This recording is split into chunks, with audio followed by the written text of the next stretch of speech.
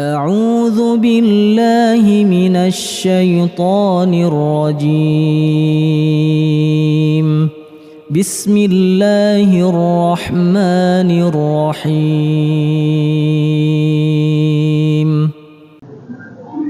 بسم الله.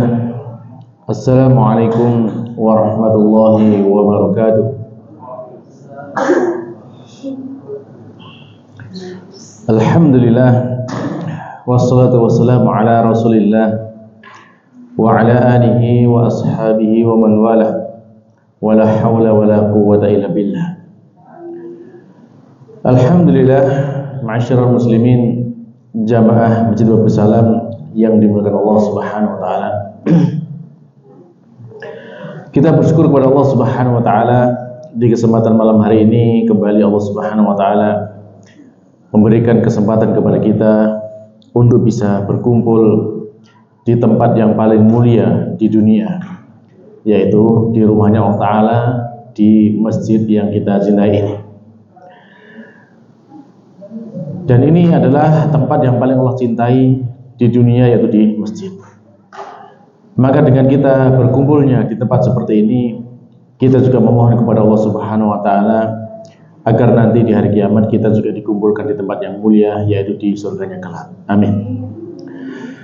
Para jemaah yang dimuliakan Allah Ta'ala, malam hari ini insya Allah kembali kita akan melanjutkan pelajaran kita masih dari tafsir Juz Amma, dan kita masih berada di surat Al-Fajr. Terakhir kita sampai di ayat yang ke-20, dan insya Allah di malam hari ini kita sambung sampai dari ayat 21 ya, sampai nanti selesainya. Tapi kita baca terlebih dahulu ya, ayat yang akan kita baca dari surat Al-Fajr ini. Saya bacakan dan silakan diperhatikan.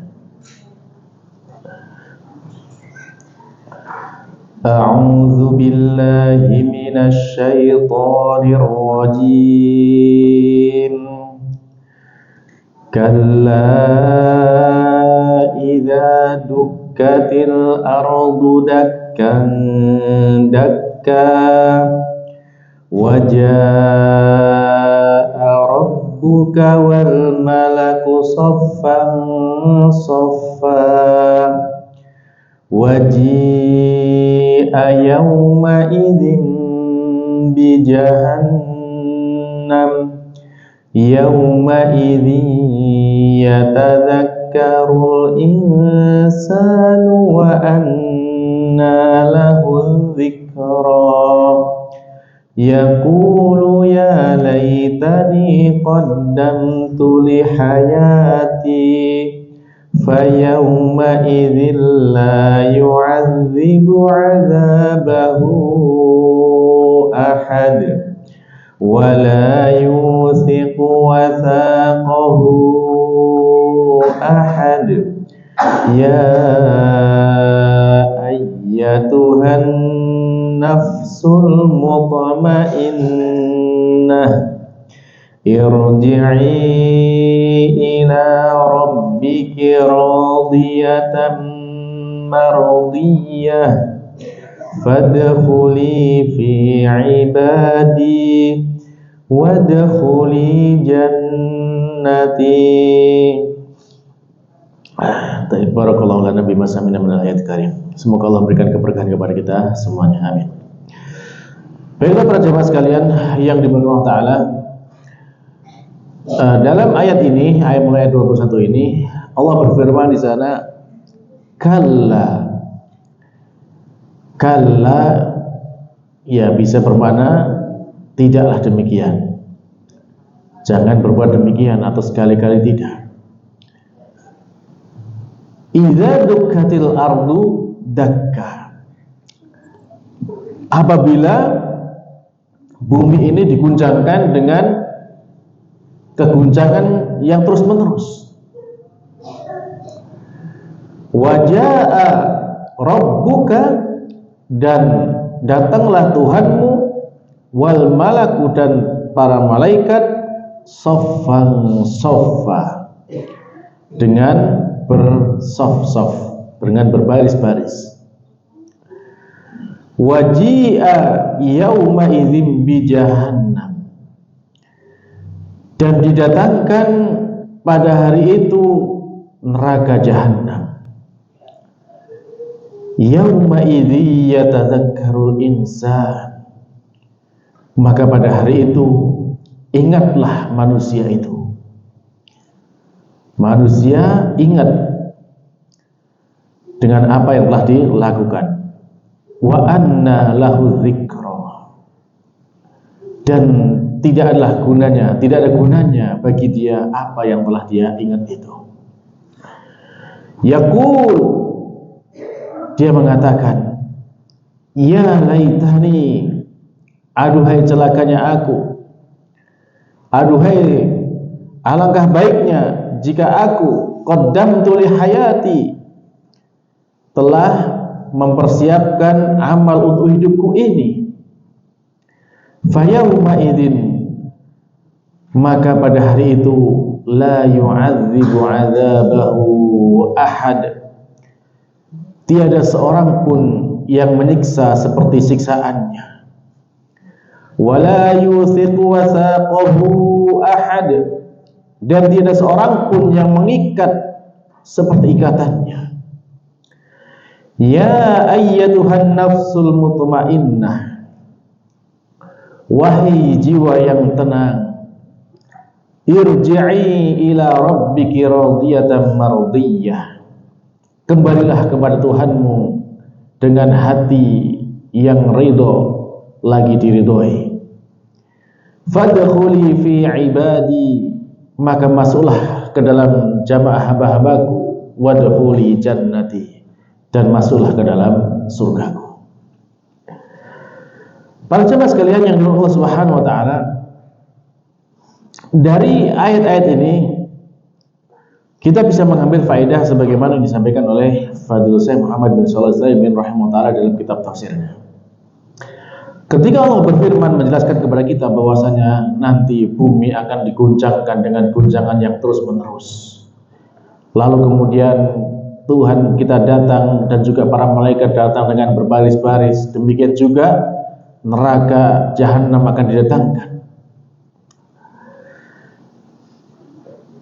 Nah, ketika bumi diguncangkan dengan seguncang-guncangnya itu para jamaah, maka yang terjadi di sana itu bumi menjadi rata. Tidak ada lagi bukit, tidak ada lagi lembah, tidak ada lagi bangunan, tidak lagi pepohonan. Bumi menjadi sebuah hamparan yang rata sejauh mata memandang.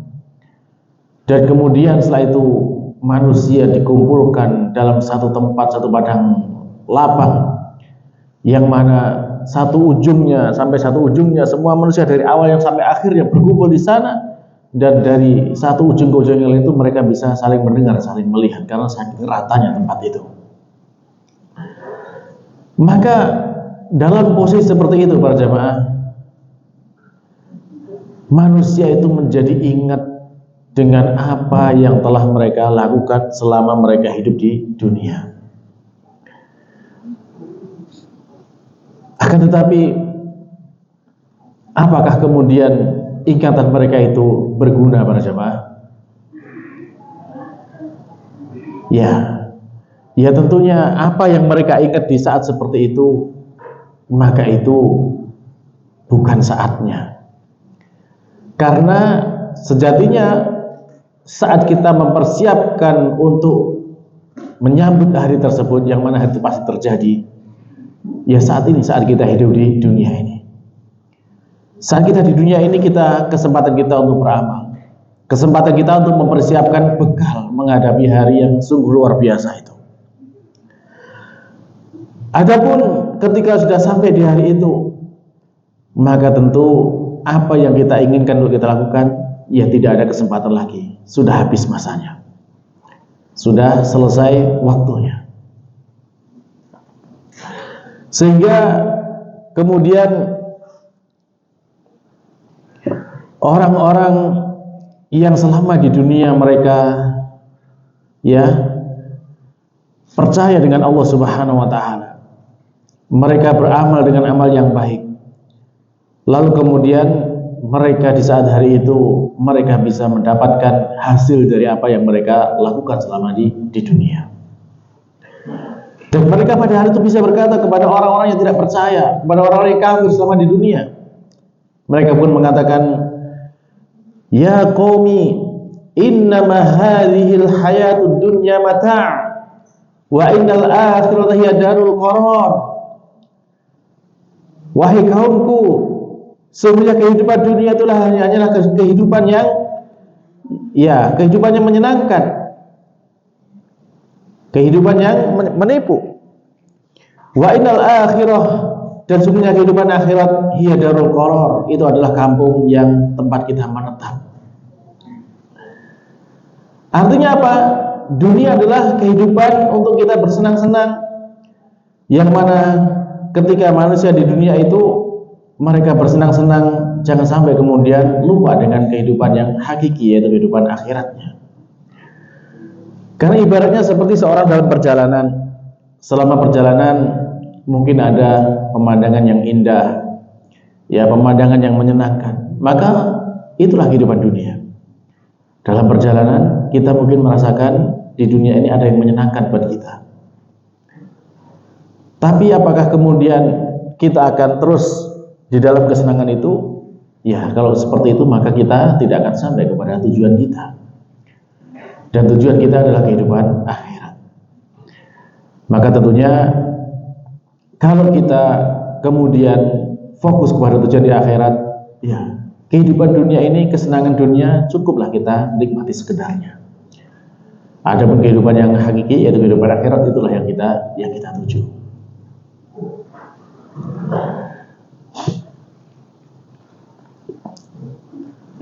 Karena disebutkan dalam ayat tadi bahwasanya kehidupan akhirat adalah tempat kita menetap, sementara kehidupan dunia ini hanya tempat kita lewat saja. Dan kemudian selesai dari kehidupan dunia, kita semuanya pasti akan masuk ke alam kubur. Dan di alam kubur ini pun kita juga hanya sementara para jemaah. Tidak selamanya kita di alam kubur. Bukan berarti bahwasanya kehidupan di alam kubur itu akhir dari segalanya. Bahkan para ulama menyebutkan bahwasanya kehidupan di alam kubur itu adalah awal daripada kehidupan akhirat. Kalau kita lihat Allah Subhanahu wa taala berfirman, alhaakumut takatsur hatta zurtumul maqabir. Di ayat tadi Allah berfirman alhaakumut takatsur. Telah menjadikan, telah melalaikan kamu, yaitu at-takatsur, bermegah-megah atau berbanyak-banyakan dalam kehidupan dunia.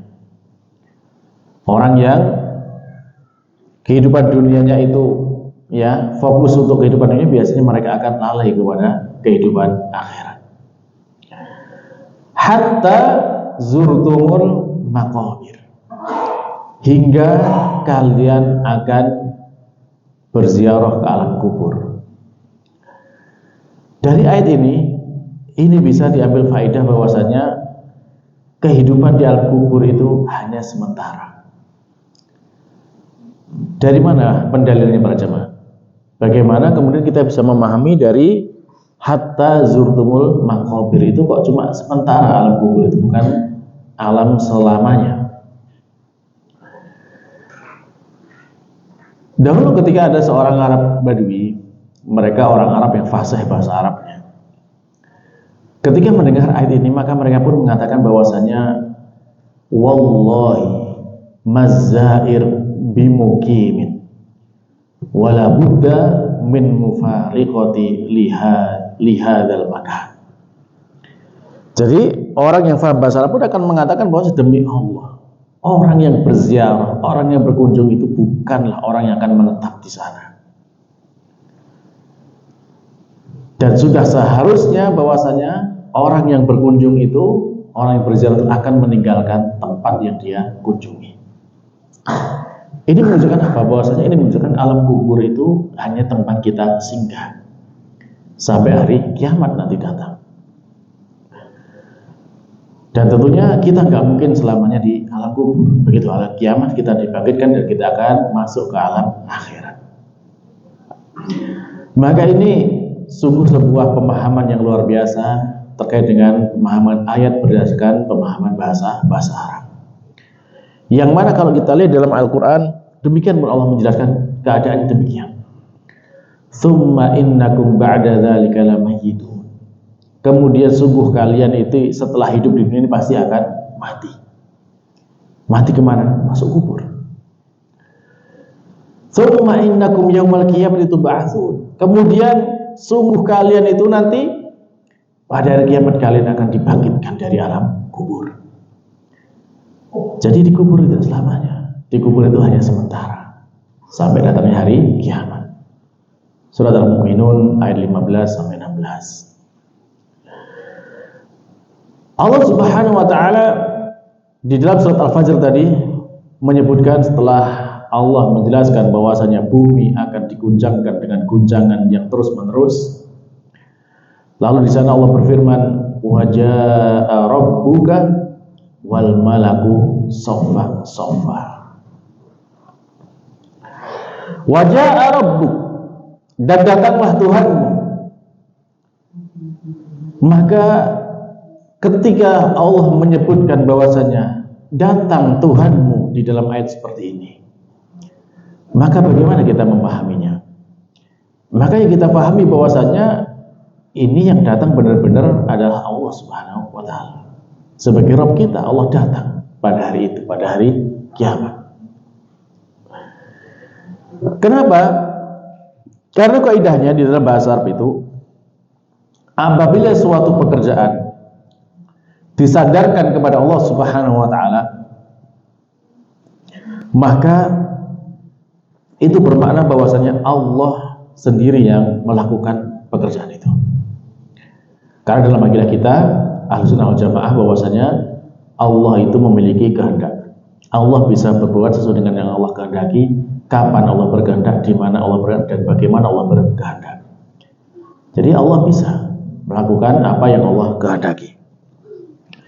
Sehingga ketika Allah menyebutkan di sini bahwasanya Allah datang, ya kita selaku Ahlussunnah kita percaya bahwasanya Allah nanti akan datang pada hari kiamat.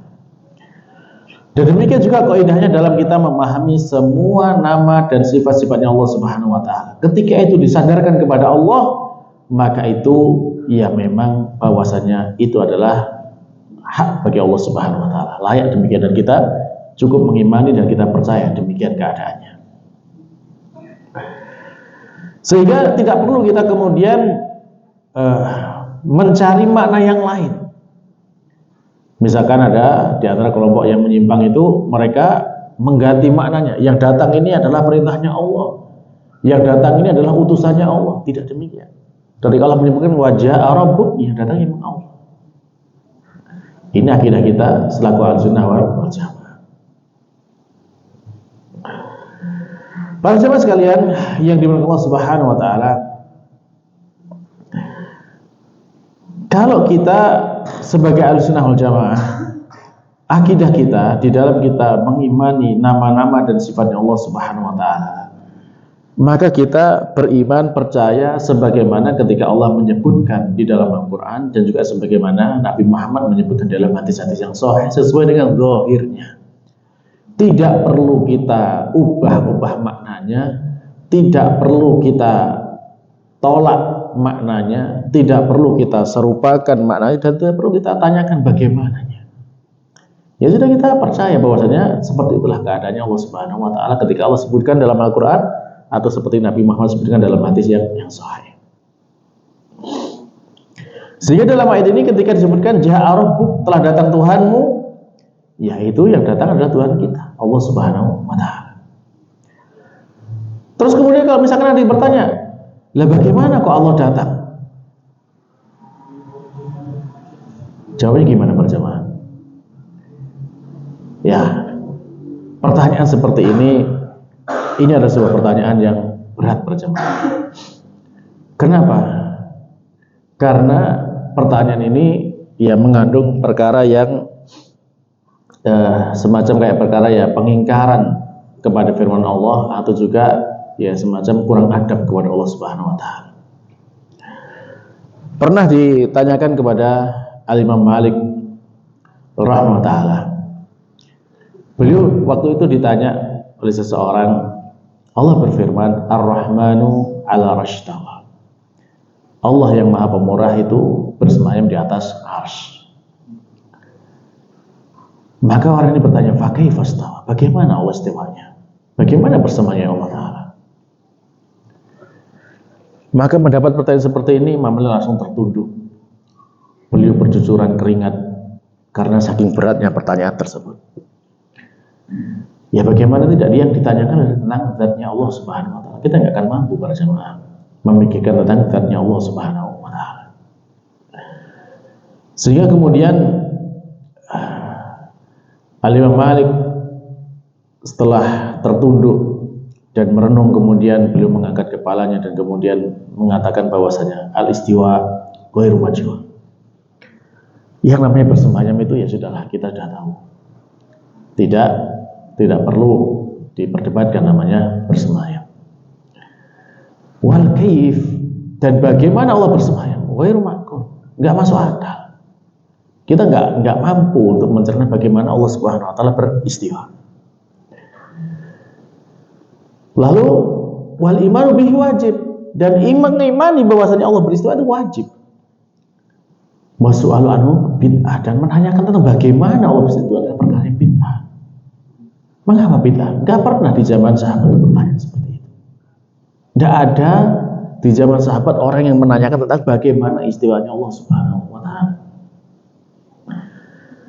Terus kemudian kalau misalkan ada orang yang dia punya syubhat, loh kan saya pengen yakin, pengen tambah yakin dengan mengimani Allah itu seperti apa.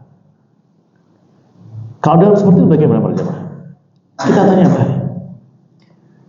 Apakah keinginan tahumu itu seperti itu dengan para sahabat yang mulia? Itu kamu lebih berambisi mendapatkan ilmu dengan para sahabat? Ya tentu para sahabat. Para sahabat adalah orang yang sangat-sangat ya semangat dalam mencari ilmu di masa Rasulullah SAW. Kemudian pertanyaan berikutnya, yang kamu tanya tentang bagaimananya Allah dengan yang di hadapanmu yang kamu tanya sekarang, dan dengan yang dihadapi para sahabat yang ketika dia bisa bertanya tentang hal itu, lebih mengerti mana tentang Allah Subhanahu wa Ta'ala? Tentu lebih mengerti Rasulullah SAW. Kan para sahabat bisa langsung tanya kepada Rasulullah. Sementara orang-orang sekarang kalaupun dia bertanya, tanyanya kepada ustadz, kepada guru kayak gitu. Manakah yang lebih mengerti? Apakah ya ustadz yang ada sekarang ataukah kepada Rasulullah? Itu Rasulullah lebih mengetahui. Nah, ini pertanyaan. Para sahabat itu lebih bersemangat dalam mendapatkan ilmu. Yang dihadapi para sahabat adalah manusia yang paling berilmu tentang Allah Subhanahu wa Ta'ala, yaitu Rasulullah SAW. Nah itu para sahabat nggak tanya, kenapa kamu tanya? Ya, karena pertanyaan seperti ini para jamaah tidaklah muncul kecuali dalam diri orang yang memang di sana itu ada perkara yang nggak baik dalam dirinya. Kalau seseorang itu memiliki keimanan yang tulus, sudah dia akan percaya. Sami'na wa ata'na. Allah nyatakan Allah datang, ya Allah datang. Tidak perlu kemudian dicari-cari takwilnya, nggak perlu diselewengkan maknanya, tidak perlu. Ya. Ketika misalkan Allah Subhanahu wa Ta'ala menjelaskan bahwasanya 5 khalaqtu biyadihi. Ya. Allah mengatakan kepada iblis, mengapa kamu tidak mau bersujud kepada apa yang telah aku ciptakan dengan kedua tanganku? Allah memiliki 2 tangan. Jadi Allah ketika menciptakan Adam, Allah menjelaskan bahwa Allah menciptakan dengan kedua tangannya. Nah, seperti ini kalau kemudian ada yang bertanya, lah Allah punya tangan, gimana tangannya Allah? Pertanyaan ini pertanyaan bid'ah. Tidak pernah ditanyakan oleh para sahabat. Sahabat dengar nggak ayat ini? Pasti dengar, mereka hafal kan gitu kan. Tapi pernahkah mereka bertanya kepada Rasulullah, bagaimana tangannya Allah? Tidak pernah. Dan mereka juga nggak pernah kemudian ada yang mengatakan, oh mungkin ini maksudnya adalah kekuasaan Allah. Allah menciptakan dengan kuasa. Tidak seperti itu. Para sahabat tidak mengubah makna tangannya tangan, tapi tidak menanyakan tentang bagaimana tangannya Allah Subhanahu wa Ta'ala. Terus kemudian ya dalam banyak hal para jamaah, ya dalam banyak hal terkait dengan nama dan sifat Allah Subhanahu wa taala itu demikianlah keadaannya. Kalau kita ingin mengetahui tentang ilmunya, ya cukuplah kita mengimani apa yang Allah sampaikan dan juga apa yang Rasulullah SAW sampaikan. Ya, Anda pernah mendengar ceramah dari yang disampaikan oleh Syekh Al-Khamis ya. Beliau itu menjelaskan bahwasanya setiap orang yang dia itu muncul kebimbangan dalam mengimani tentang nama dan sifat Allah Subhanahu wa taala itu pasti bersumber kepada adanya tamsil, adanya penyerupaan. Bahwasanya dia membayangkan zatnya Allah itu seperti makhluk. Sehingga muncul kebingungan dalam dirinya. Contoh misalkan seperti ini. Ya, Allah punya dua tangan. Dibayangkan tangannya Allah itu kan nanti kayak tangannya manusia, dua tangan gitu kan. Sama nggak tangan orang dengan tangan manusia? Tidak sama, kan gitu kan. Makhluk saja, sesama makhluk antara manusia dengan makhluk yang lainnya sama-sama punya tangan itu beda-beda tangannya kan gitu kan. Ya.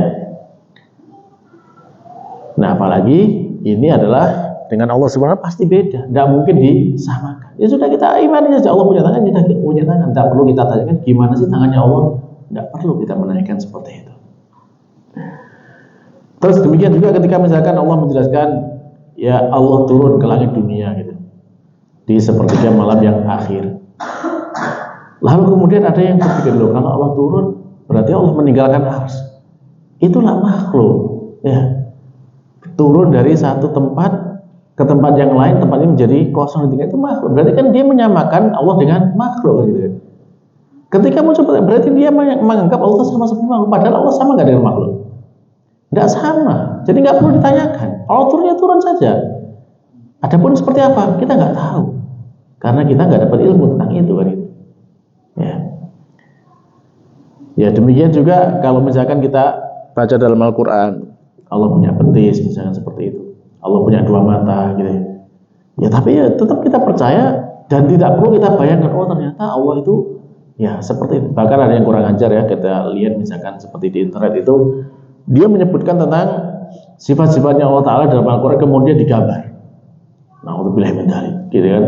Jadi Allah punya wajah, lalu Allah punya tangan, Allah punya betis digambar. Jadi ini loh Tuhannya orang Islam. La haula wala quwwata illa billah. Jadi ini kurang ajar seperti itu. Ya, jadi sama sekali bayangan kita nggak mampu pada zaman untuk memikirkan tentang zatnya Allah Subhanahu wa taala.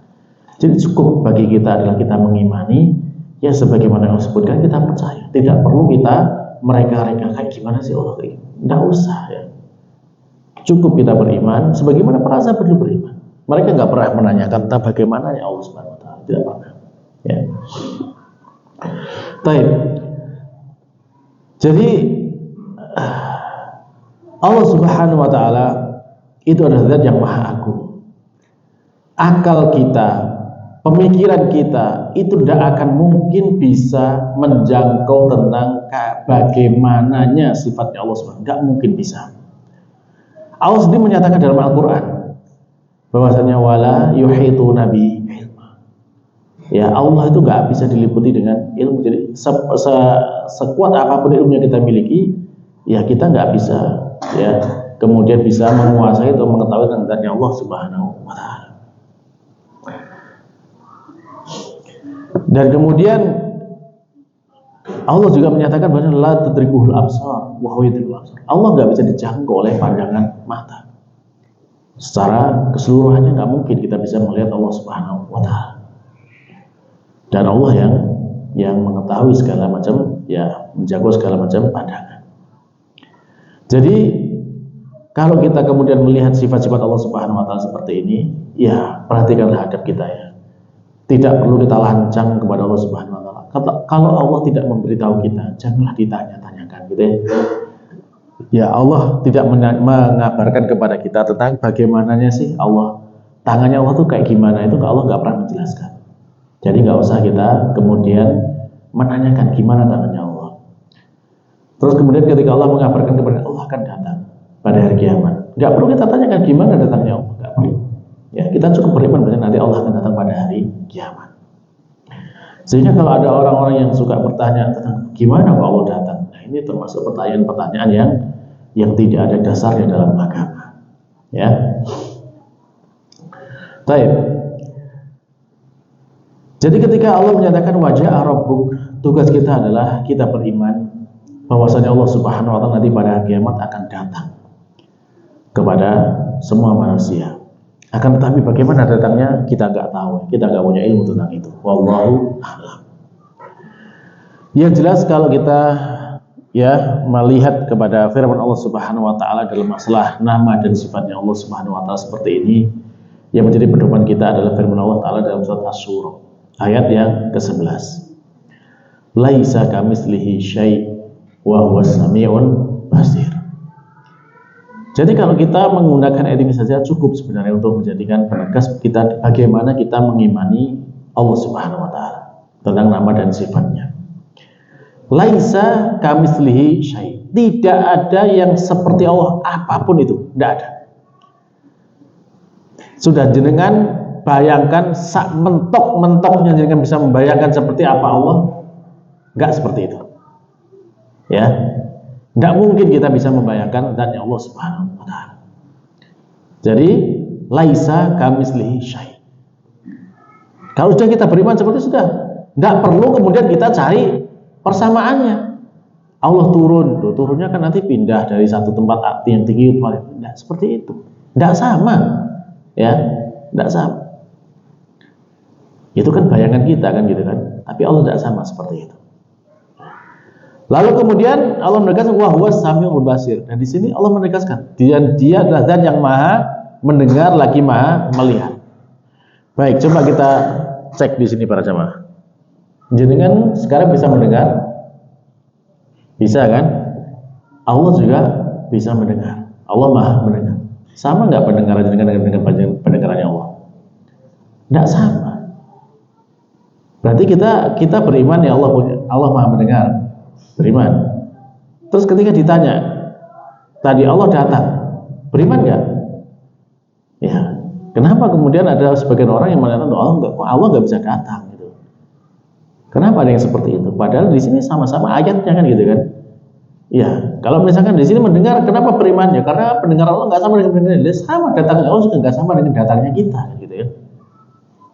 Benar nggak? Bisa dipahami nggak di sini? Setelah misalkan tadi ketika disebutkan dalam hadis yang mutawatir ya, Allah turun ke langit dunia misalkan seperti itu. Ya kalau kita beriman, ya udah imani saja bahwasanya Allah turun ke langit dunia. Terus gimana? Ya tidak perlu tanyakan gimana kan? Nah kalau ditanyakan gimana berarti sama nanti dengan makhluk kan kita nggak Allah kan nggak sama dengan makhluk kan gitu kan? Ya. Jadi di sini Allah mendengar, ya kita mendengar. Sama nggak? Nggak sama kan? Allah turun, kita turun, bisa kan? Tapi sama nggak bentuk turunnya? Nggak sama. Ya sudah, gitu. Nggak perlu didetailkan lagi. Dan demikian juga Allah Al-Basir, Allah Maha melihat. Ya, tentu kita melihat dan Allah juga Maha melihat. Apakah sama penglihatan kita dengan penglihatan Allah? Tidak sama. Gitu. Nah, coba di sini mungkin ada pertanyaan Pak Jamal. Kalau kita mendengar, kita kan mendengarnya dengan kedua telinga kita, ya. Kita mendengar dengan dua telinga. Terus kalau misalkan ada yang bertanya, apakah Allah juga mendengar dengan dua telinga? Gimana jawabannya Pak Jamal? Iya atau tidak?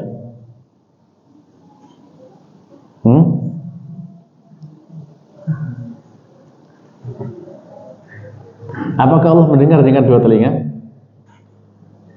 Iya atau tidak? Ya, kalau dijawab iya, dalilnya mana? Kalau dijawab tidak, dalilnya mana? Nggak ada dalil, nggak ada keterangan di sana. Jadi ya udah kita katakan wallahu a'lam. Allah yang mengetahui. Karena Allah nggak menjelaskan, ya.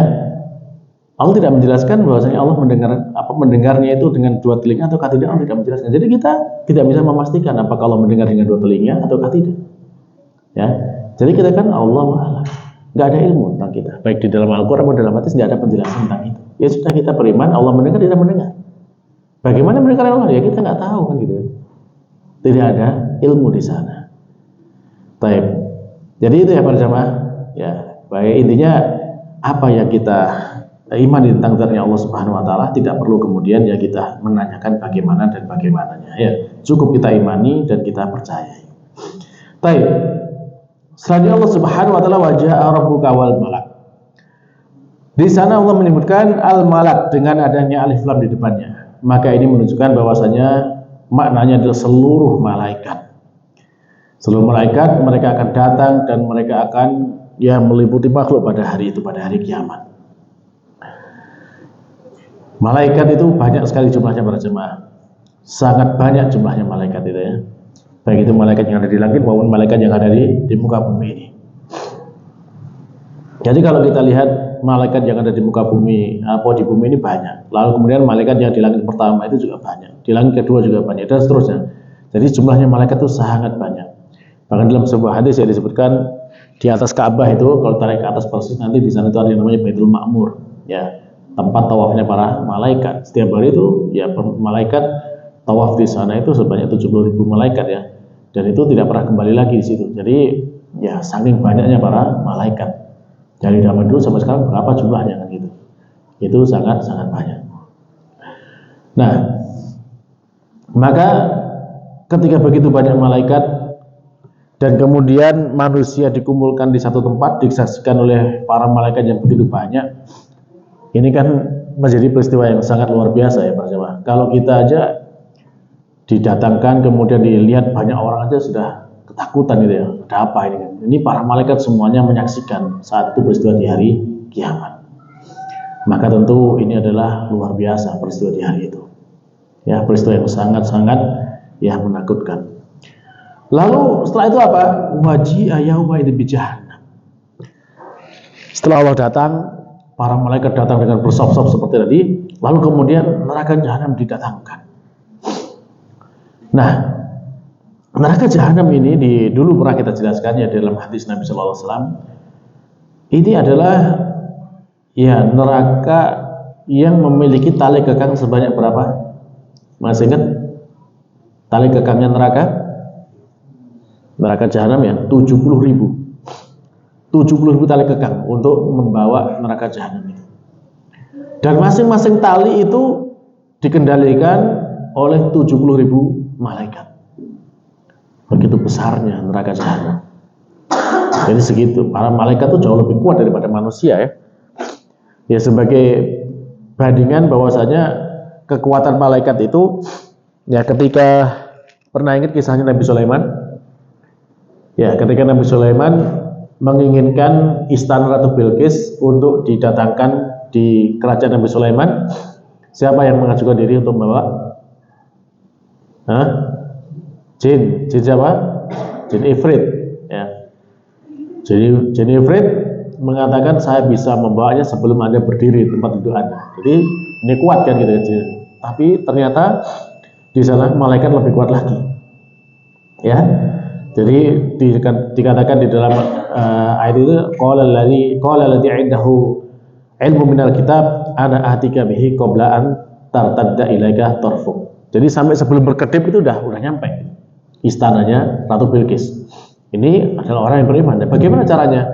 Dia berdoa kepada Allah, Allah mengutus malaikat untuk mendatangkan itu. Jadi malaikat lebih kuat daripada jin Ifrit. Ya.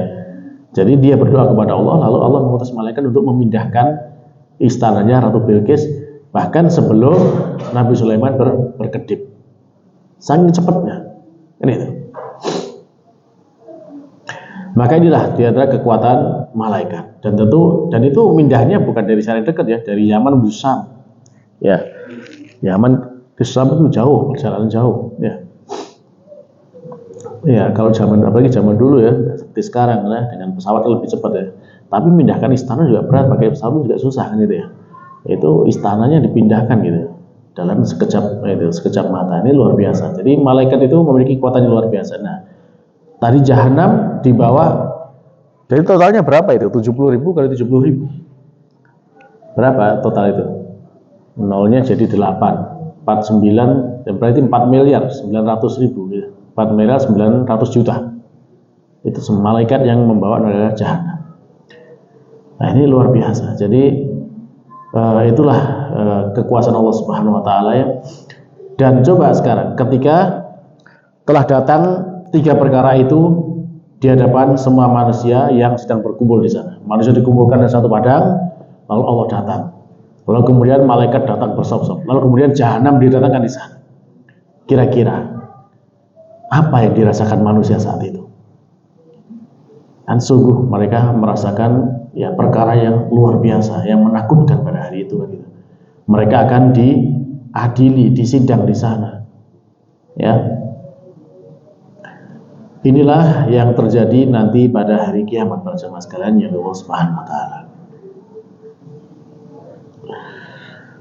Dan neraka jahanam ini ya tentu dia adalah neraka yang besar ya. Dan tentunya gemuruh apinya itu juga sangat menakutkan bagi orang yang mendengarnya. Kullama ulqiya fiha faujun sa'alahum khazanatuha lam ya'tikum nadhir. Setiap kali ada orang yang dilemparkan ke neraka, maka penjaganya mengatakan kepada mereka, bukankah telah datang kepadamu seorang pemberi peringatan? Ya. Lalu kemudian takadu tamayyazu minal ghaid, hampir-hampir neraka itu ya pecah karena marah kepada orang yang tidak mau mendengar peringatan yang disampaikan.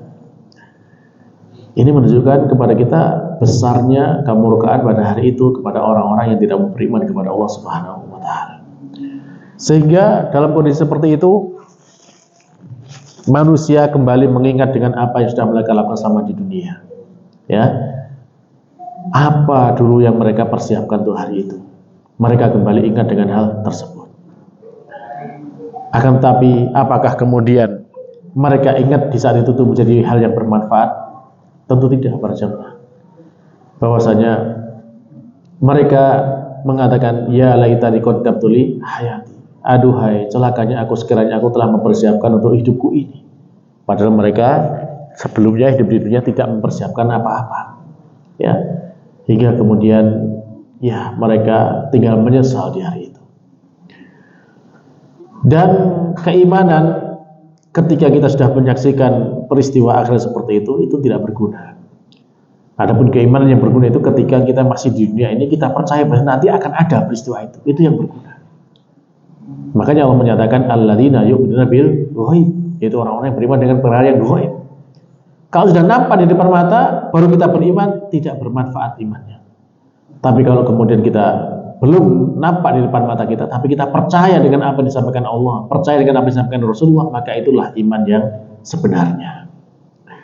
Maka dari sini para jemaah, ya tentu kita harus mempersiapkan dari sekarang keimanan kita kepada peristiwa yang akan kita alami nanti di hari kiamat, dan tidak perlu kita menyaksikan sendiri secara langsung di sana. Cukup kita beriman dengan apa yang Allah sampaikan dalam Al-Quran, dan kita beriman dengan apa yang disampaikan Nabi Muhammad SAW dalam hadis-hadis yang sahih. Baik para jemaah, mungkin ini dulu yang bisa kita sampaikan pada kesempatan kali ini. InsyaAllah kita sampai pada pertemuan berikutnya. Baik, kita cukupkan dengan doa kafaratul majelis. Subhanakallahumma rabbana wa bihamdika asyhadu an la ilaha illa anta astaghfiruka wa atubu ilaik. Assalamualaikum warahmatullahi wabarakatuh.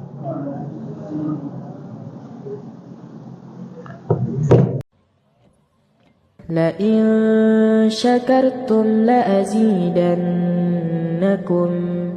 ولئن كفرتم إن عذابي لشديد